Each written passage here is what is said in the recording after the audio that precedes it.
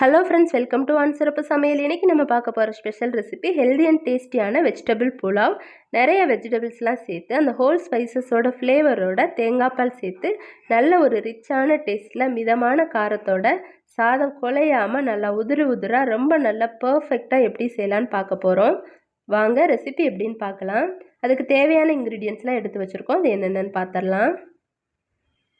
Vegetables எல்லாத்தையும் wash பண்ணிவிட்டு நல்லா இந்த மாதிரி கட் பண்ணி எடுத்து வச்சுக்கலாம். நம்ம 1/2 kg ரைஸ் எடுத்துருக்கனால அரை முடி நல்லா பெரிய தேங்காவாக எடுத்து அதை பால் எடுத்து வச்சுருக்குறோம். ரைஸ் நல்லா வாஷ் பண்ணிவிட்டு 1/2 hour ஊற வச்சு எடுத்து வச்சுருக்குறோம். இப்போ அடுப்பில் வச்சு தாளிச்சிட்டு அடுத்தடுத்து என்னென்னு டீட்டெயிலாக பார்த்துடலாம். குக்கரில் 2 ஸ்பூன் நெய் சேர்த்துட்டு நெய் சூடானதுக்கப்புறம் ஹோல் ஸ்பைசஸ்லாம் சேர்த்துக்கலாம். பட்டை, கிராம்பு, ஏலக்காய், சோம்பு, ஸ்டார் அனைஸ், மராட்டி முக்கு, அப்புறம் ஜாதிபத்திரி, பிரியாணி இலை, கல்பாசி எல்லாமே கொஞ்சம் 2 பீஸ் சேர்த்துக்கலாம். சேர்த்துட்டு அது பொரியட்டும். அது கூடவே ஒரு அரை ஸ்பூன் மிளகு, அரை ஸ்பூன் ஜீரகம் சேர்த்துக்கலாம். இந்த மிளகு சீரகம் கண்டிப்பாக சேர்த்துக்கோங்க. இதோட ஃப்ளேவர் புலாவுக்கு ரொம்ப நல்லாயிருக்கும். ஒரு மைல்டான காரமும் கொடுக்கும் இந்த மிளகுலேருந்து. இப்போ இது பொரிஞ்சதுக்கப்புறம் இதில் கட் பண்ணி எடுத்து வச்சுருக்கிற 2 பெரிய வெங்காயம் சேர்த்துக்கலாம். நல்லா இந்த மாதிரி சன்னமாக கட் பண்ணி சேர்த்துக்கோங்க. சேர்த்துட்டு நல்லா கலந்து விட்டுடலாம். வெங்காயம் ரொம்ப வதங்கணும்னு அவசியம் இல்லை. அதோட கலர் மாறதுக்கு முன்னாடியே இஞ்சி பூண்டு பேஸ்ட்டு சேர்த்துக்கலாம். 1 ஸ்பூன் இஞ்சி பூண்டு பேஸ்ட்டு சேர்த்தா கரெக்டாக இருக்கும். சேர்த்துட்டு அதோட பச்சை வாசனை போனதுக்கப்புறம் பச்சை மிளகாய் சேர்த்துக்கலாம். பச்சை மிளகாய் நம்ம காரத்துக்கு ஏற்ற மாதிரி அதிகப்படுத்திக்கலாம். இதில் பச்சை மிளகாய் காரம் மட்டும்தான் சேர்க்க போகிறோம். இப்போது நம்ம கட் பண்ணி வச்சுருந்த வெஜிடபிள்ஸை 1 by 1 ஆட் பண்ணிக்கலாம். நான் இன்றைக்கி பச்சை பட்டாணி, கேரட், பீன்ஸ் சேர்த்துக்கிறேன். நீங்கள் உருளைக்கிழங்கு அப்படி இல்லைன்னா காளான், காலிஃப்ளவர் எது வேணாலும் சேர்த்துக்கலாம். நம்ம காய் எந்த அளவுக்கு அதிகமாக சேர்த்துக்கலாமோ அந்த அளவுக்கு அந்த டேஸ்ட்டை என்ஹான்ஸ் பண்ணி கொடுக்கும். அந்த வெஜிடபிளோட ஃப்ளேவர் நல்லா இந்த அளவுக்கு கலந்து விட்டுட்டு இதில் புதினாவும் கொத்தமல்லி இலையும் சேர்த்துக்கலாம். சேர்த்துட்டு ஒரு நிமிஷம் வதக்கி விட்டோம்னாலே போதும். இந்த வெஜிடபிள்ஸையுமே ரொம்ப நேரம் வதக்கணும்னு கிடையாது.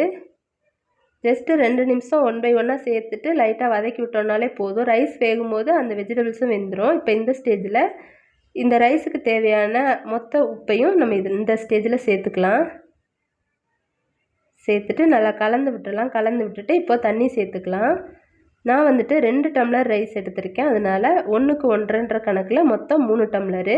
1.5 டம்ளர் தேங்காய் பால், 1.5 டம்ளர் தண்ணி சேர்த்துக்கலாம். நீங்கள் எந்த டம்ளருக்கு எடுத்துக்கிறீங்களோ அந்த டம்ளருக்கு 3 டம்ளர் சேர்த்துக்கோங்க. 1.5 டம்ளர் தேங்காய் பால், 1.5 டம்ளர் தண்ணி சேர்த்துட்டா கரெக்டாக இருக்கும்.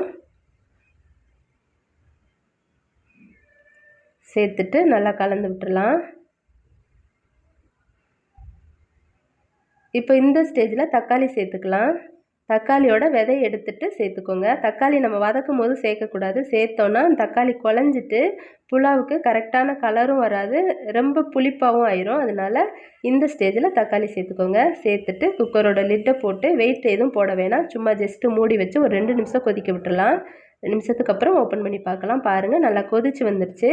இப்போ இதில் நம்ம வாஷ் பண்ணி அரை மணி நேரம் ஊற வச்சு எடுத்து வச்சுருந்த பாஸ்மதி ரைஸை சேர்த்துக்கலாம்.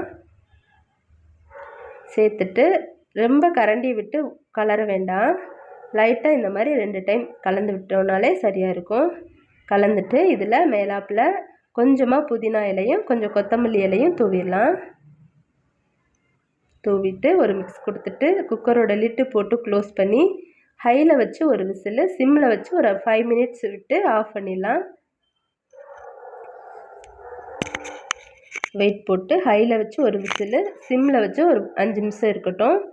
அப்புறம் ஸ்டீம் அடங்கினதுக்கப்புறம் ஓப்பன் பண்ணி பார்க்கலாம். பாருங்கள், இப்போ ஸ்டீம் அடங்கிடுச்சு. ஓப்பன் பண்ணி பார்க்கலாம். பாருங்கள், சூப்பராக வெந்து வந்திருக்கு.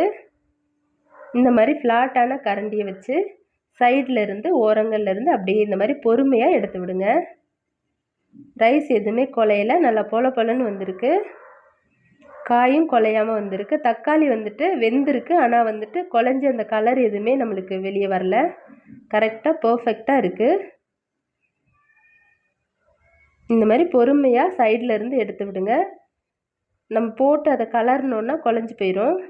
இப்போ நம்மளோட ஹெல்தி அண்ட் டேஸ்டியான வெஜிடபிள் புலாவ் ரெடி ஆயிடுச்சு. நான் இன்றைக்கி இதை எக் கறி கூட சர்வ் பண்ணியிருக்கேன். இந்த புலாவ் கூட நல்ல ஸ்பைசியான வெஜ் ஆர் நான்வெஜ் கிரேவி செஞ்சு சாப்பிடும்போது அதோட காம்பினேஷன் ரொம்ப நல்லா பர்ஃபெக்டாக இருக்கும். நீங்களும் ட்ரை பண்ணி பாருங்கள். ட்ரை பண்ணி பார்த்துட்டு எப்படி இருக்குன்னு கமெண்ட் பண்ணுங்கள். நம்மளோட வான் சிறப்பு சமையலை சப்ஸ்கிரைப் பண்ணி நம்ம அடுத்தடுத்து போடுற வீடியோஸ் மிஸ் பண்ணாமல் பாருங்கள். தேங்க்ஸ் ஃபார் வாட்சிங்.